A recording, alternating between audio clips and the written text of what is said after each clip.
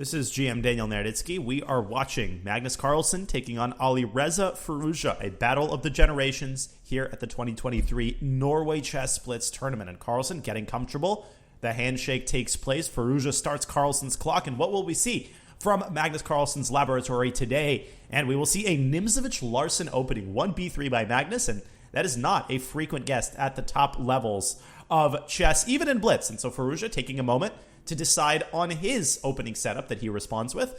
And he responds with a very solid one. The bishop comes out to f5. This can be thought of as almost a reverse London system setup. It's considered one of the most reputable against the knight, the b3 type openings. And Carlsen fianchettos his other bishop as well. So he's kind of got a cross between a Nimzovich-Larsen and a King's Indian attack that has gotten very popular in recent years. Firouja grabbing some space there on the queen side with a5. Magnus Carlsen following suit with a4 and now opening up a little space for his knight to drop into d2.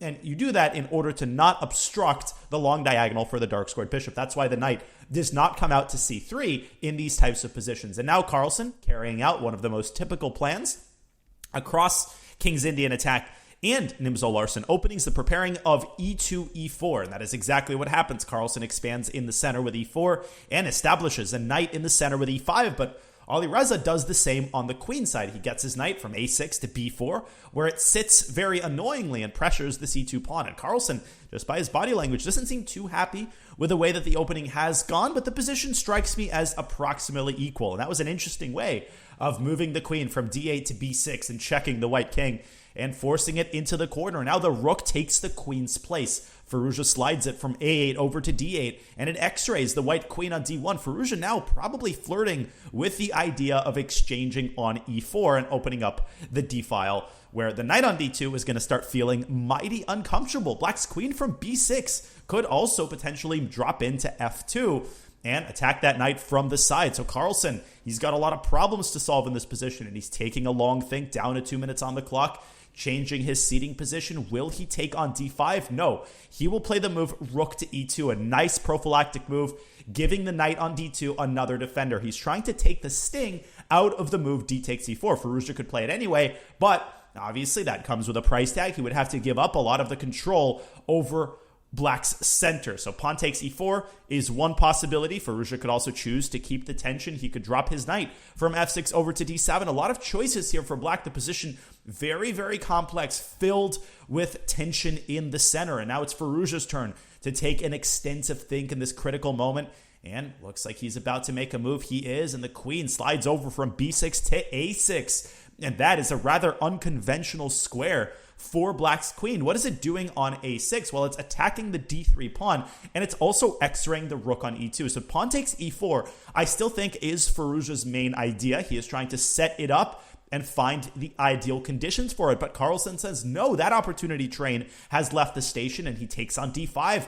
And that leads us to a very interesting pawn structure where White's knights are going to sit pretty on e5, and the other knight is traveling over to d4. And I like the way that Carlsen has transformed the center here. Firouja's pieces are suddenly not as coordinated as they looked just a couple of moves ago. And White's pawn chain on the queen side, a4, b3, c2, and d3, all of these pawns are defending each other, and they're taking the sting out of the placement of a lot of Black's pieces. That queen on a6 now looks really dumb, staring and biting on granite, biting on Carlsen's pawn chain on c2 and d3. And so Alireza, trying to improve the placement of his other pieces, he maneuvers his knight from f6 to e8 to d6, where it controls a couple of important light squares in the center. But Carlsen continues to expand on the king side. He is playing with filigree precision from a strategic point of view as he drives his g-pawn up to d4 and blasts open the center with f5. Carlsen playing with such gusto, such passion. f5 is on the board, and Firouja has to think about that move. Can he take on f5? And what has Carlsen planned in return? That bishop on e7 is undefended, and that is the bishop which probably worries Alireza Firouja the most. Will White's knight from e5 jump to d7? Will it sacrifice itself on f7? That is not totally clear, but Firouja trying to figure out what Carlsen intends against he takes f5, and he's down to a minute on the clock. The e6 pawn is also itself hanging, so Firouja can't simply keep the tension. He's got to either play e takes f5 here or try to protect the e6 pawn.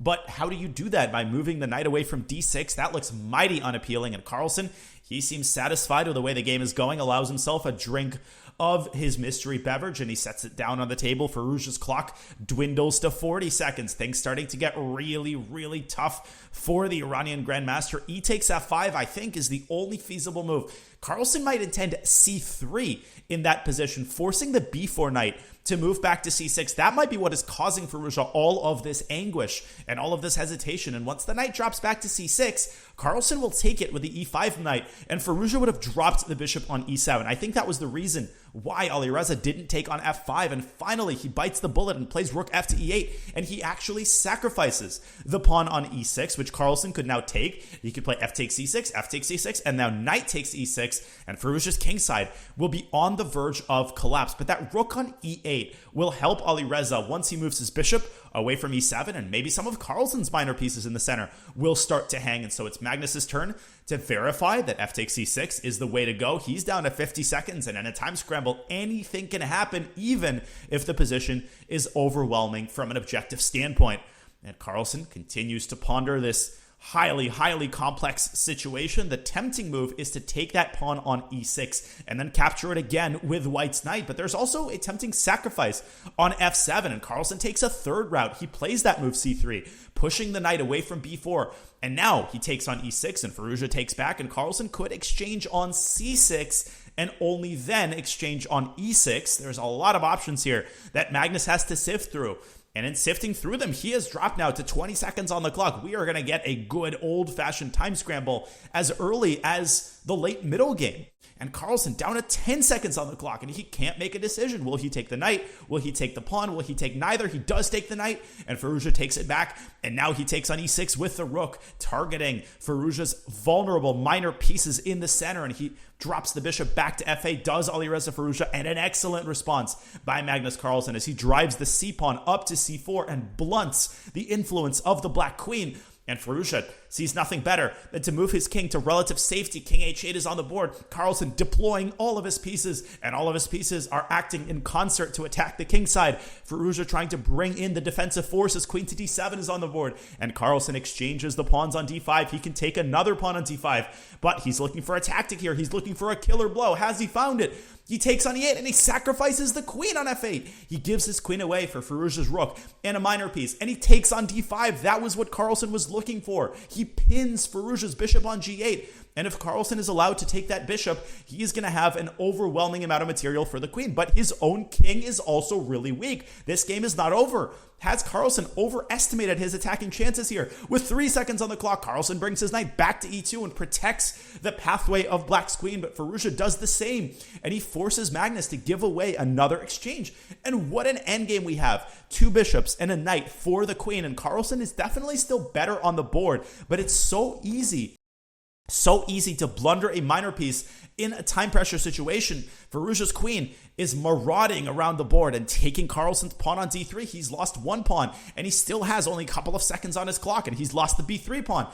And Carlsen clinging to his remaining passed pawn on a4, but his bishops are really unprotected. It's easy to blunder them. He plays bishop to e2, and Firouja's queen remains centralized. Carlsen, bishop to b5, making sure that the a4 pawn is as protected as possible, but his king is now completely exposed, and Firouja swings his queen around to h2, and Carlsen has lost another pawn, and he's lost the knight. He's lost the knight. The knight on c3 is no longer defended. Bishop b6 was a blunder, but the game is not over. Carlsen figures out a way to get his king over to the queen side, where it supports the progress of the a-pawn. Firouja probably winning on the board, but how is he going to stop Carlsen's far advanced a-pawn that is acting in concert with the bishops? Firouja moves his own pawn over to h4, but white's light squared bishop, it's going to move into c6, and it's going to stop the promotion square of black's h-pawn. In the meantime, Carlsen is almost ready to play a7. Firouja has to keep checking. He has to keep checking or attacking the bishop and preventing white's a-pawn from moving 1 square further, or black will run the risk of losing the game. And I don't think that this position is winning Firouja. Now the one almost losing on time. Queen e3 check, and back to b3 goes the queen. They are repeating moves. A check on e3 forces the king up, and queen to b3 attacks the bishop and forces the king back down, and the players with smiles on their faces shake hands. A draw is agreed. And if you enjoyed this video, make sure to click the link in the playlist for more of these Blitz videos. Thank you so much for watching.